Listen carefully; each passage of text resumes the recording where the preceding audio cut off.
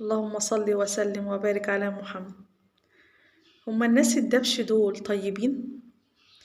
السؤال ده بيدور في دماغ كل حد بيتعامل مع حد دبش، اللي هو الغشيم، اللي هو اللي في قلبه على لسانه.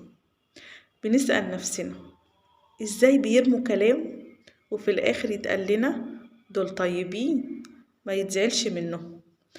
بيرموا كلام يوجع القلب وفي الآخر يتقال لنا دول نضاف من جوه. ازاي هما كده؟ ازاي هما طيبين كده؟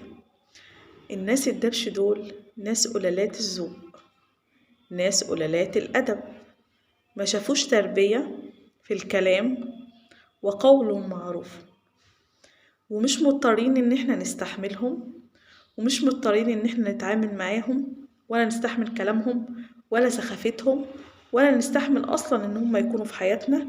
ولو انت مضطر تخليها في حياتك او تخليه في حياتك وتستحملهم، ما تجيش تلوم على غيرك ان هو بيقولك كلام دبش.